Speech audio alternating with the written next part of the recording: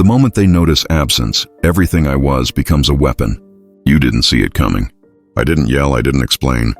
I simply stepped back, and in that quiet, the walls you'd built around me trembled.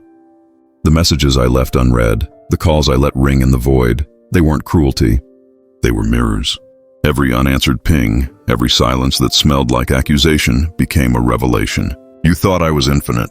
You thought I would always bend toward you, forgiving the small betrayals, absorbing the cold dismissals. I was your constant, and constants are invisible until they're gone.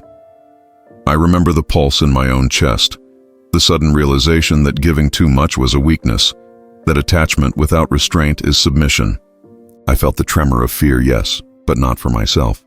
For you. For the way you'd react when you realized that your access was no longer guaranteed. Scarcity is a revelation, not a punishment. It unmasks the true weight of a person's presence, and in that moment, I became weighty, dangerous, unforgettable. Subtle signs had been there all along. The way your eyes lingered a fraction too long when I left the room. The way your tone softened when you thought no one was listening. The tiny nods of recognition that I mattered more than you admitted. I cataloged them quietly, storing each one like a secret currency. They became the evidence that my absence would not be unnoticed, that it would strike a chord I could almost hear vibrating through your chest. Then came the tiny, terrified text. A single line, desperate, trembling. "Are you there?" Too late. The door had already closed.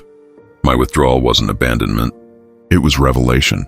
My silence was a test you didn't know you were taking. And in that empty space, I watched you wrestle with the truth you'd ignored. That what you thought you owned was never yours to hold. Law of revealed value. Absence reveals what presence conceals. Presence can be taken for granted. Scarcity demands attention. I chose the lesson, quietly, deliberately. And in that quiet, I understood something crucial. Silence is not defeat. It is a choice. A mirror I hold up so that you finally see yourself, and the weight of the space I occupy in your world. Once, you believed I was inevitable. You believed I would bend toward you in every moment, that my attention was limitless, that my heart was a river you could swim in without pause. But inevitability is a dangerous illusion, and I learned that, over time, in the soft, quiet erosion of my own boundaries. It began in the smallest gestures, imperceptible at first, invisible to anyone not willing to look closely. Flirtations disguised as curiosity, compliments disguised as warmth, deposits without commitment, emotional withholding dressed as privacy. Each act alone was negligible, almost imperceptible, a whisper that could be excused with a shrug. But patterns accumulate. Patterns are architecture. And before I knew it, the foundation beneath me was being quietly undermined, brick by brick, by the person I once trusted most. I cataloged everything, though you may not see it. I cataloged the late replies that were laden with intimacy, texts sent at odd hours, words wrapped in vulnerability, but only when convenient. I cataloged the sudden shifts of attention, the flares of jealousy that masked boredom, the tiny withdrawals that demanded my focus even as they denied me access. I cataloged the casual dismissals, the small offenses I excused with logic, with love, with hope, until I realized that hope itself had been weaponized against me. Each tiny act was a negotiation I never agreed to, a transaction I had not consented to, and yet I participated because I was too blind, too invested, too soft to see the subtle hand guiding the game. You, watching me, may wonder why I didn't leave sooner. The answer is simple. Humans are pattern seekers, and we are blind to the erosion of things we love. I softened when I should have hardened, gave when I should have withheld. I excused behaviors that now, in retrospect, were deliberate. She wielded coldness casually, a brushstroke of ice in otherwise warm moments, testing limits, observing reactions, mapping what I would tolerate. And I, stupidly, tenderly, believed there was meaning in every inconsistency, significance in every withdrawal. My heart whispered that absence was merely a test, that her indifference was temporary, that her carelessness was circumstantial. But in the quiet, unobserved spaces, the pattern became undeniable.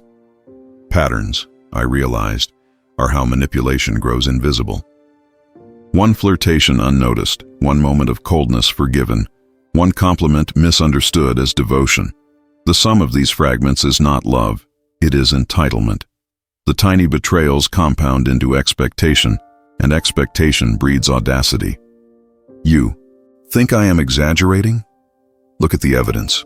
The late-night messages that carried intimacy only when convenient.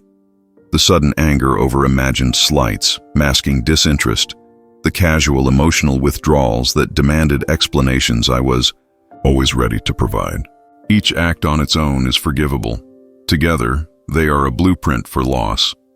I read the blueprint like a map, tracing every fracture, every fissure, every misstep that had led me to this precipice. It wasn't just her behaviors, it was my own, softening that allowed the architecture of loss to take shape. I bent around her coldness, hoping warmth would reach her. I explained away cruelty as stress, distance as independence, withholding as privacy. I rationalized, until the rationalizations became my own cage. And within that cage, I was still expected to give more, to forgive more, to understand more. There is a lesson here for you because patterns are universal. People test limits not with overt hostility, but with imperceptible shifts, tiny requests, subtle demands. And if you fail to notice, if you fail to catalog, you become complicit in your own erasure. I cataloged everything. The times she smiled at a joke that wasn't mine.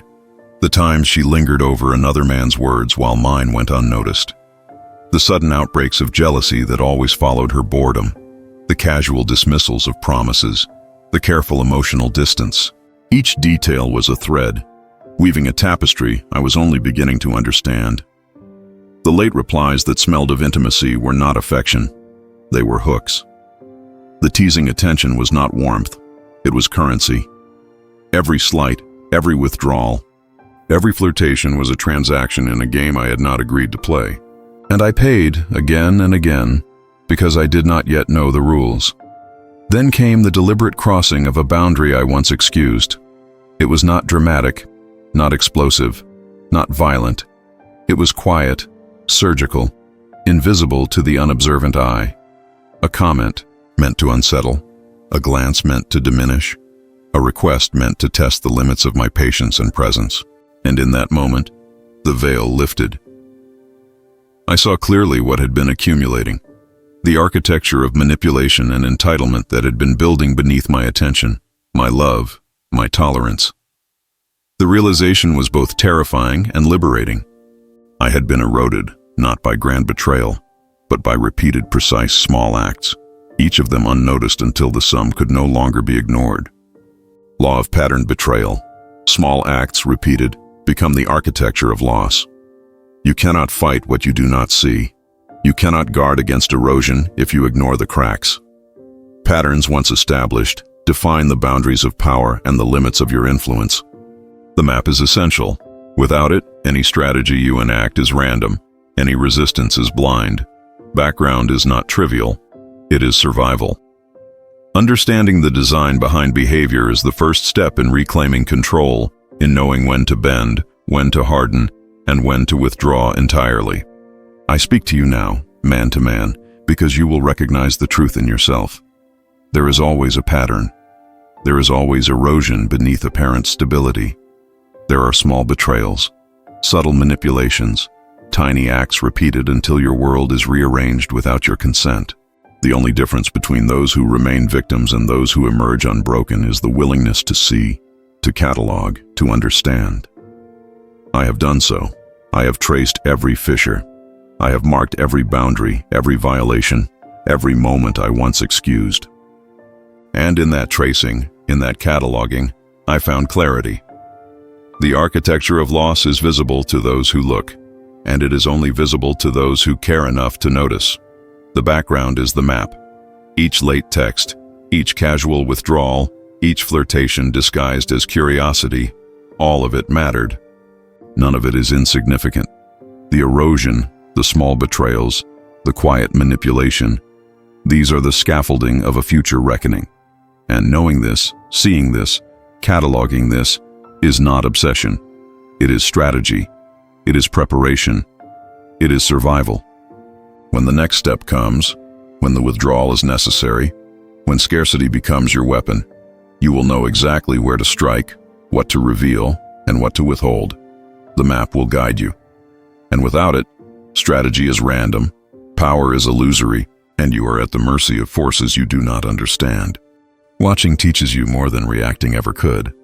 I learned this slowly, painfully, as obsession bloomed quietly in the spaces between her words, in the silences she left behind. I admit it now, I ached. Every unanswered message, every delayed response, every casual dismissal became a pulse in my chest, a knot I could not untangle. Vulnerability, I realized, had been currency I spent blindly, and the more I offered, the greater the interest she extracted without my consent. My longing was a ledger, my attention an investment, and she, the indifferent counterparty, collected without regard for balance or repayment. There is a conflict here that is intimate, almost brutal. My heart pulled toward her soft and hopeful, while my mind sharpened with cold clarity. The more I stepped back, the more I observed, the more the illusion of her control revealed itself. I realized that begging, pleading, over-explaining, chasing, all of it was pointless. Absence was not cruelty, it was clarity. The ache I felt was not a weakness, it was an account being settled. My emotional ledger, once overdrawn, was finally reconciling itself. Every night I lay awake, staring at the ceiling, replaying conversations that left no resolution, no satisfaction, only questions. Every question left unanswered grew roots, entwined in my thoughts, blossomed into obsessions I could not yet name. But slowly, painfully, I understood that this was not madness. This was data. Observation is knowledge, and knowledge is power.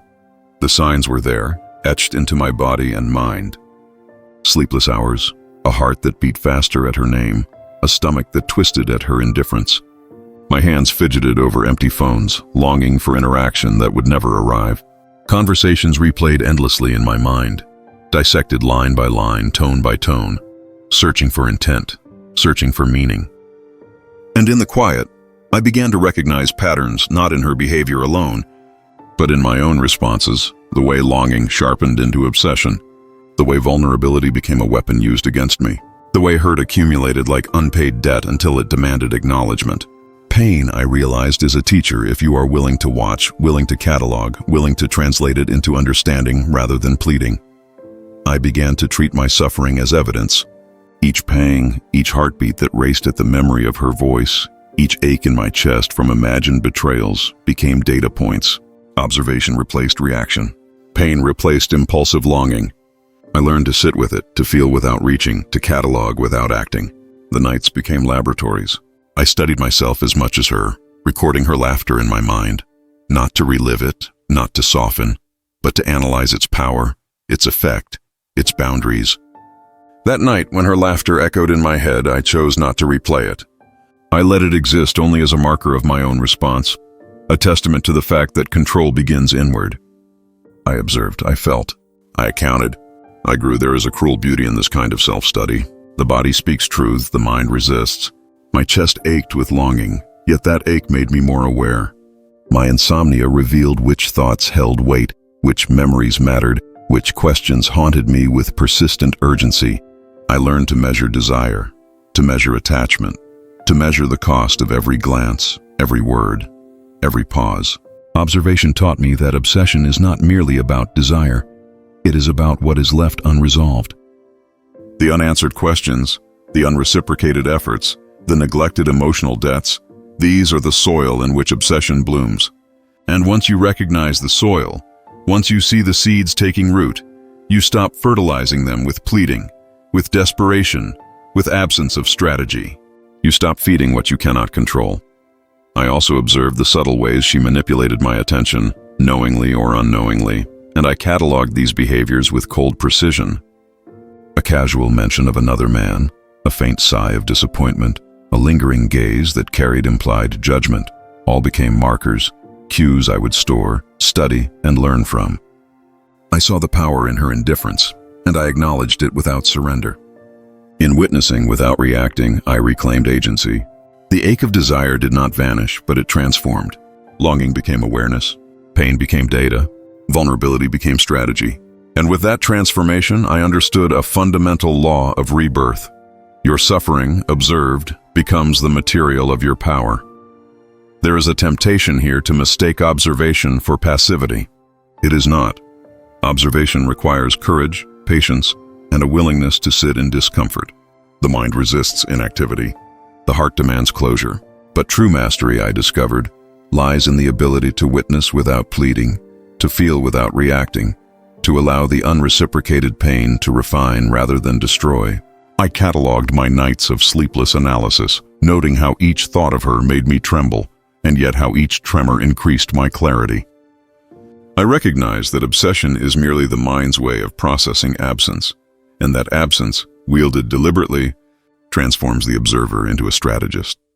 I measured the toll it took on me, the tension in my shoulders, the tightness in my chest, the endless mental replays, and I transformed it into insight. Every ache became a ledger entry. Every unanswered question became a data point. Every trace of longing became a lesson. The night I recorded her laughter in my head and refused to replay it, I experienced a minor victory, a recognition that emotional power is internal. Control is a skill exercised in silence, in solitude, in the refusal to surrender to impulsive desire. Pain, when accounted for, sharpens perception, and perception is the precursor to influence. Law of witnessed pain. Your suffering, observed, becomes the material of your rebirth. If you allow pain to dictate action, it destroys. If you allow pain to be catalogued, witnessed, studied, it constructs. Observation is armor. Suffering is a tool. Desire is measured, controlled, and repurposed into understanding. I turned every ache into a ledger of insight, every sleepless hour into a night of self-mastery, every replayed conversation into a blueprint of psychological patterns. My longing did not vanish, it evolved. My obsession did not consume me, it informed me. And in that evolution, I discovered the quiet power of patient, deliberate observation. By the end, I was no longer merely a man in love. I was a witness. I was an analyst of emotion, a strategist of response, a cataloger of subtle betrayals and minor manipulations. I could feel, I could ache, I could miss, and yet I was no longer at the mercy of impulses or desperation. The pain that once threatened to undo me became a lens through which I viewed her, my emotions, and myself with startling clarity. I understood for the first time that desire is not weakness. Obsession is not failure. Pain is not surrender. All of it is material. All of it is information. All of it is leverage. And in the quiet aftermath of sleepless nights, in the solitude where her absence rang loudest, I realized that seeing is power. Witnessing is power. The very suffering that once made me tremble now made me vigilant.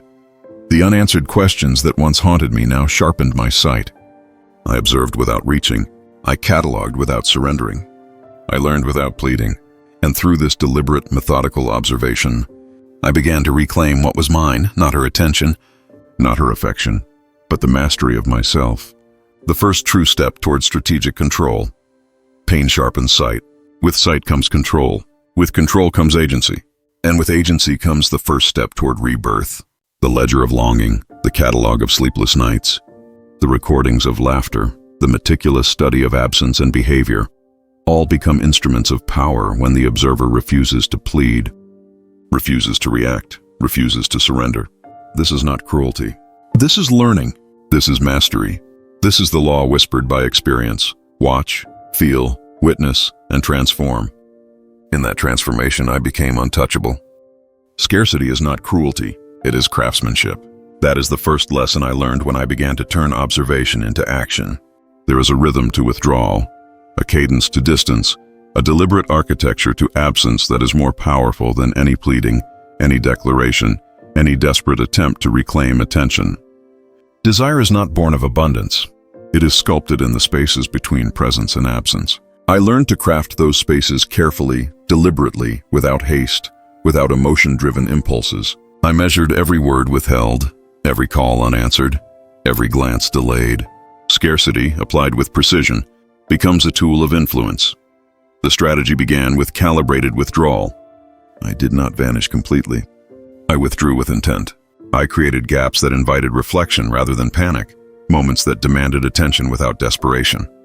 Each absence was a statement. I exist beyond your control. My presence is a privilege, not a guarantee. And when I withdrew, I watched. I observed how she tested the boundaries I had set, subtly probing, pushing, seeking confirmation that the structure I erected was fragile. But the structure was deliberate. The withdrawal was measured. Each pause in attention was a conversation without words, an assertion of value, a silent demonstration that desire cannot be commanded. It must be courted. Next came selective mirroring. I reflected only what I chose to reflect, the emotions and cues that served the strategy rather than my impulsive responses. When she reached with casual coldness, I responded with warmth measured to my own comfort, never to appease. When she withdrew, I withdrew further, but with calm, never panic. I became both mirror and shadow, reflecting only the portions of myself I intended to show. The art of mirroring is not mimicry, it is projection with purpose. Through reflection, I taught her the consequences of her own behavior. Through omission, I revealed my own value. Each calculated interaction was a brushstroke in a portrait of scarcity, painted in the colors of subtlety, restraint, and observation. Controlled unpredictability was the next layer. Humans cling to patterns. They crave certainty. I disrupted the expected rhythm without chaos, introducing uncertainty in a measured, deliberate way. Sometimes I answered immediately, sometimes I paused, letting silence grow thick with tension. Sometimes I showed interest, sometimes I held it back. Each action was a note in a composition designed to evoke attention, to spark desire, to highlight the weight of what my presence truly carried. Predictability is comfort.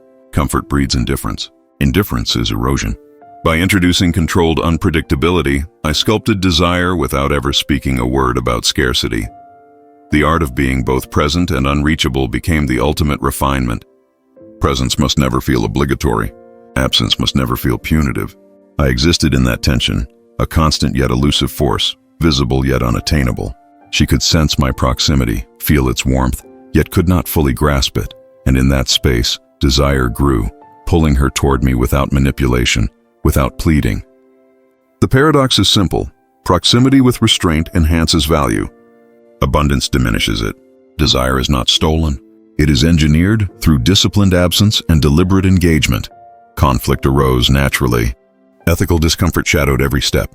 It is unnatural to withhold comfort from someone you once loved, to deny reassurance, to embrace uncertainty as a tool rather than cruelty. Yet I understood a deeper necessity. Emotional discipline is not cruelty, it is survival. The alternative is erasure. The alternative is surrender. I reconciled discomfort with strategy, reminding myself that the goal was not punishment, but recalibration. The aim was not to hurt her, but to reclaim my own sovereignty, to demonstrate that value is not assigned through pleading, but acknowledged through recognition of scarcity. I learned to identify emotional triggers, both to avoid and to utilize. Reassurance, when given excessively, diminishes authority. Uncertainty, when applied deliberately, heightens attention. Contrast, when juxtaposed between presence and absence, creates longing that is almost unbearable. I cataloged the signs of testing. Sudden bursts of attention when I withdrew. Subtle emotional manipulations designed to measure my consistency. I observed how each attempt receded when I held firm, when I maintained distance, when I refused to overextend. I did not react. I did not panic. I measured. I recorded. I learned. Dignity became the control variable. Every strategy, every withdrawal, every deliberate pause had to preserve my core. I could not weaponize my essence.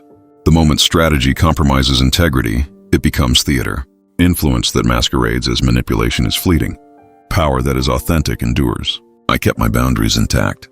I withheld only the access that did not compromise my self-respect. I remained untouchable in my calm. Deliberate engagement, never giving away urgency, never trading authenticity for compliance. The first time my absence bent her behavior without pleading, the lesson crystallized. A subtle shift, almost imperceptible, yet undeniable. The tone of a message softened, the cadence of attention changed. The warmth returned, not because I demanded it, not because I feared loss, but because scarcity, calibrated and consistent, compelled recognition. I did not cheer at this small victory. I observed it, cataloged it, internalized it. Desire, I realized, does not respond to force. It responds to the architecture of restraint. to the invisible hand guiding interaction without spectacle. Each step of the strategy demanded patience. Patience is not inaction. Patience is endurance under observation, the ability to maintain boundaries while emotions flare, the ability to resist the impulse to over-explain or overextend. It is a discipline that refines character while shaping perception. Without patience, scarcity becomes withdrawal. Without control, unpredictability becomes chaos. Each element must be deliberate. Each pause must carry intention. Each response must reflect awareness. I also learned to anticipate the patterns of testing. She tried to provoke reactions, small challenges, subtle insinuations, casual flirtations intended to measure my patience, my attachment, my tolerance. And I met these tests with calm. I did not recoil. I did not pounce. I did not plead. I simply observed, measured, and maintained distance. The more I held, the more desire intensified. The more desire intensified, the more influence I regained. The architecture of attention is delicate. One misstep, one overreaction, and it crumbles. Mastery requires consistency, subtlety, and an unshakable calm. Throughout, I balanced strategy with authenticity. Scarcity must read as truth, not theater. Absence must feel natural, not orchestrated. Every withdrawal, every pause, every measured engagement must reflect my genuine boundaries, my authentic self. Manipulation, when visible, breeds contempt.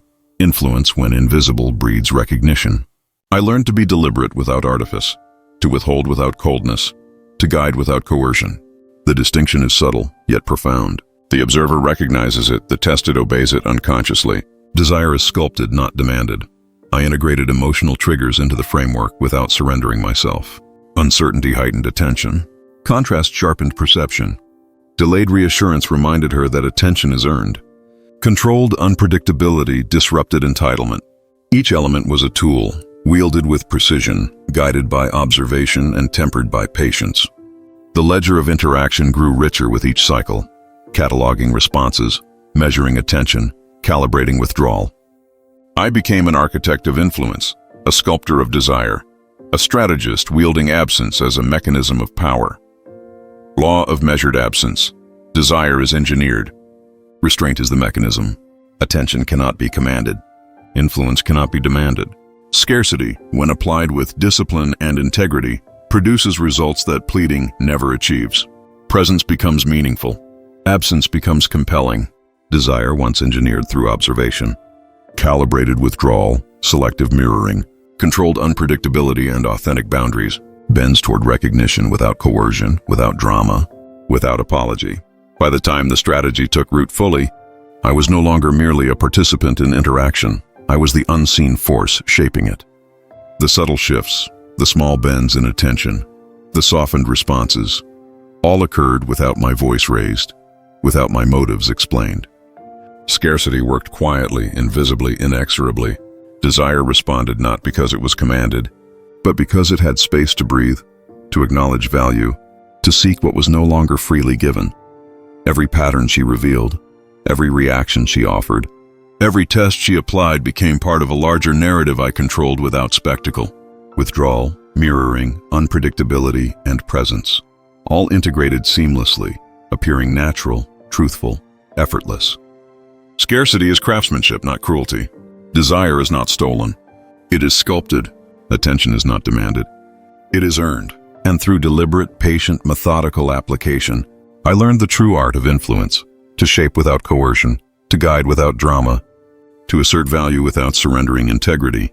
Each victory was silent. Each shift in her behavior subtle. Each acknowledgement unspoken, yet undeniable.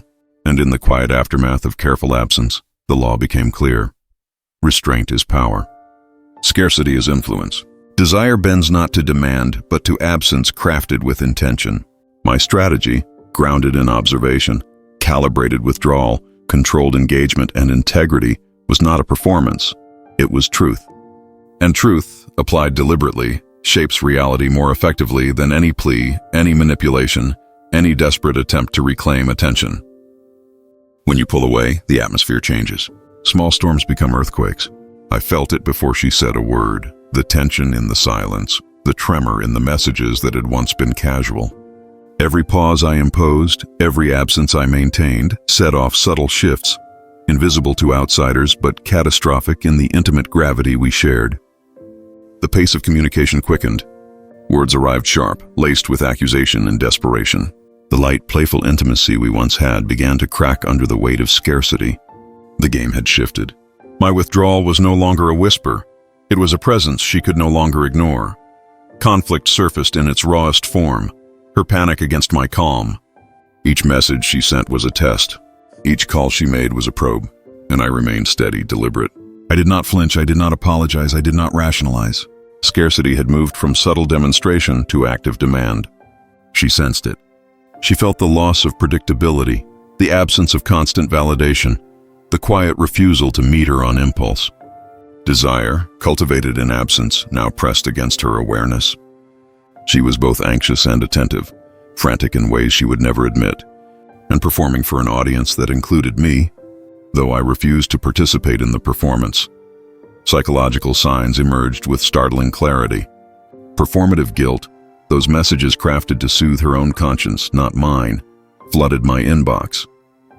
Sudden generosity, the kind meant to prove her value and regain footing in my orbit. Public displays, subtle or exaggerated, designed to demonstrate attention and care, intended to make her scarcity visible to anyone who might witness it. I cataloged each one, noting the emotional triggers she activated, the timing of gestures, the subtlety of intention.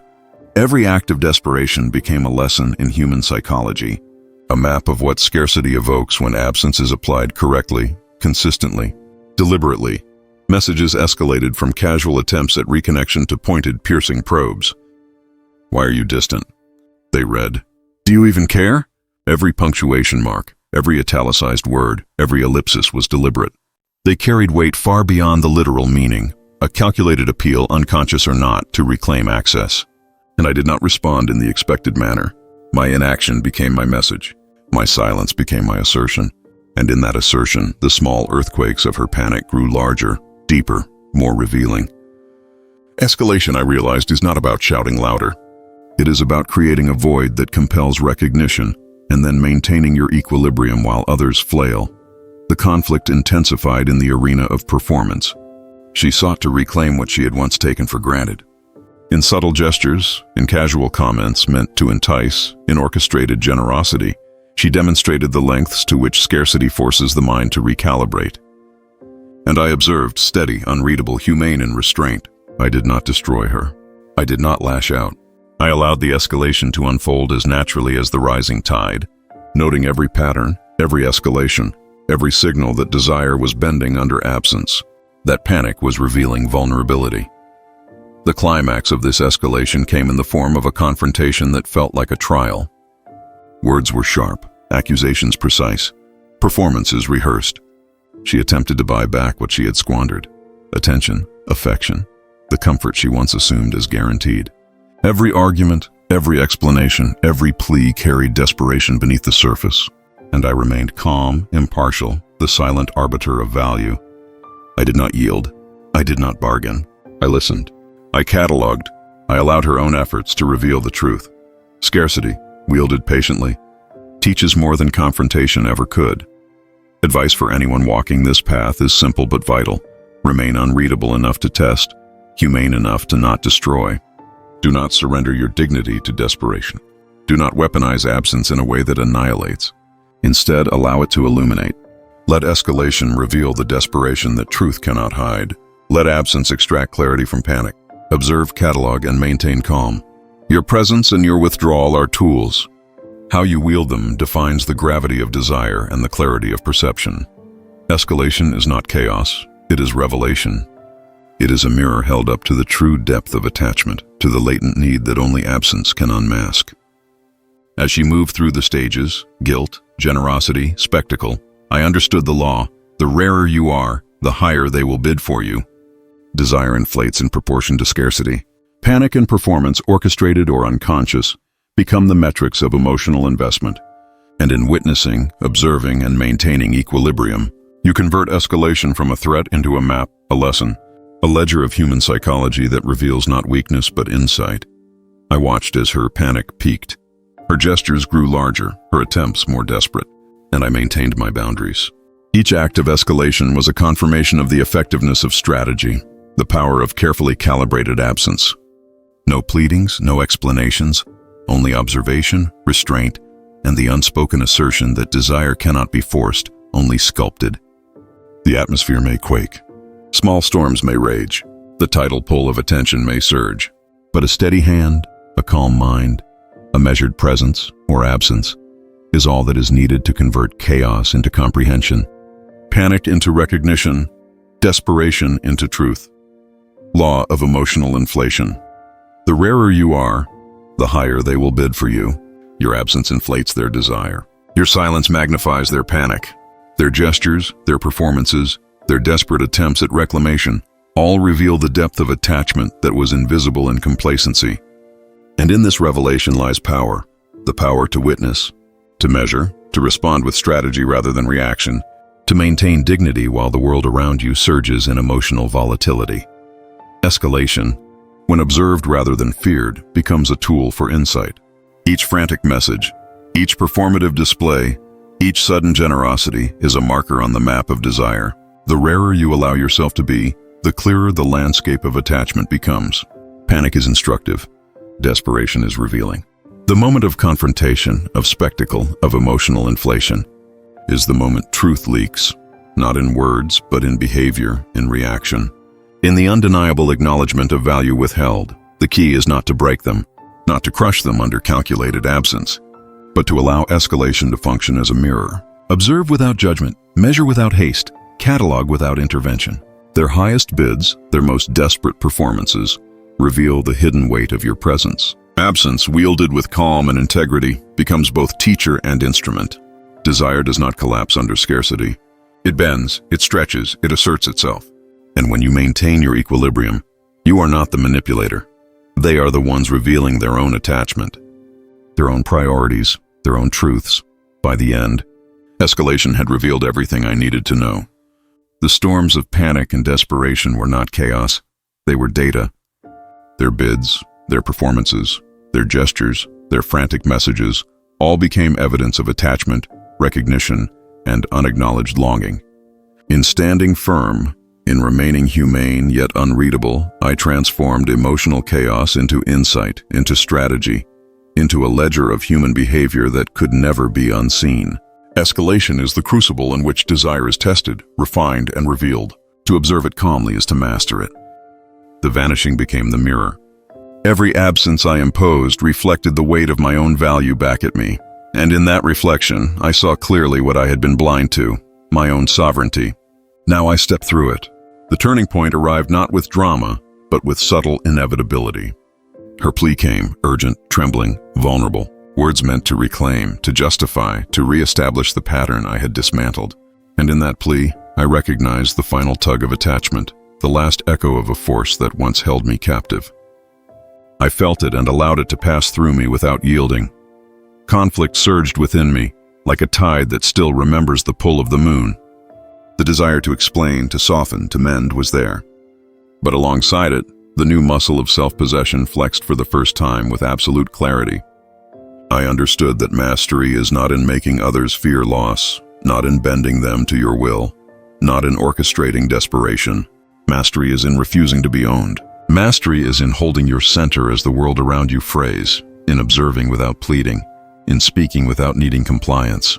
It is discipline as much as power, patience as much as strategy.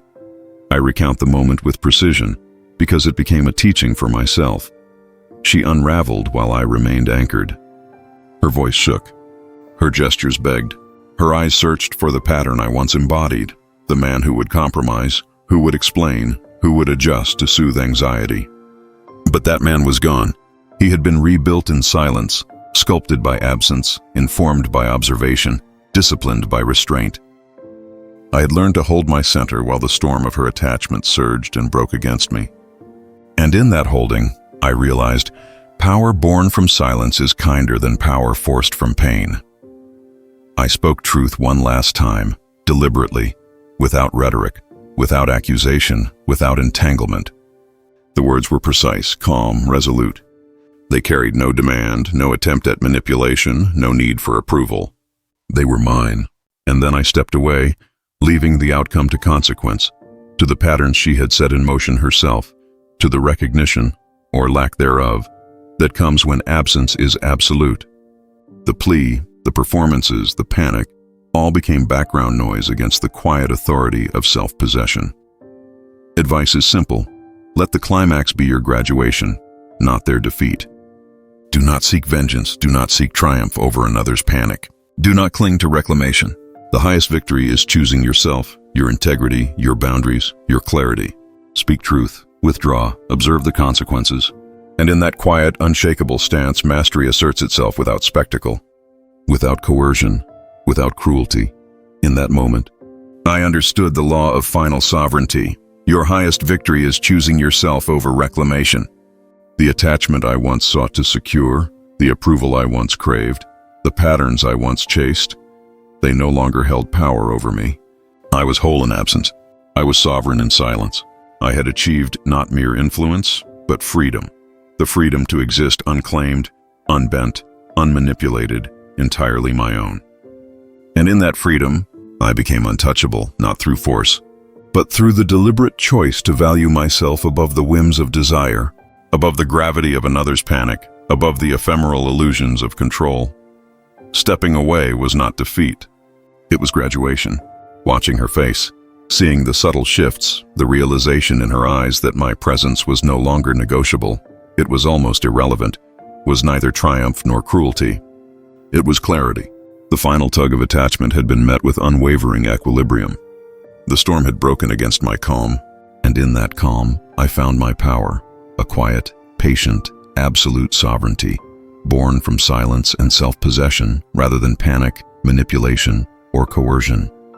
This is the apex of mastery. The moment when absence speaks louder than words, when restraint communicates more than action, when choosing yourself becomes the ultimate act of authority. And in that moment, I became not merely a participant in human desire, but the arbiter of my own. I had learned to step through the mirror of absence, unafraid, unyielding, and fully, unapologetically sovereign. I teach you to rebuild in silence and make absence your altar. This is the final lesson, and it is as quiet as it is powerful. Scarcity is not an attack. It is a curriculum in self-worth. Every pause, every withheld response, every deliberate absence is a chapter in the manual you write for yourself. It teaches you what your presence is worth, who recognizes it, and who merely seeks to feed from it. Scarcity, when applied with patience and discipline, reveals the architecture of attachment, the hidden debts of attention, the real alignment of those around you. And in that revelation, you begin to rebuild. We walk together through the laws that shape emotional gravity. Law of revealed value. Absence reveals what presence conceals. Law of patterned betrayal. Small acts, repeated, become the architecture of loss. Law of witnessed pain. Your suffering observed becomes the material of your rebirth. Law of measured absence. Desire is engineered. Restraint is the mechanism. Law of emotional inflation. The rarer you are, the higher they will bid for you. Law of final sovereignty. Your highest victory is choosing yourself over reclamation. And finally, the law of rebuilt silence. Absence is the crucible. After it, you walk forged, not fractured. These are not aphorisms.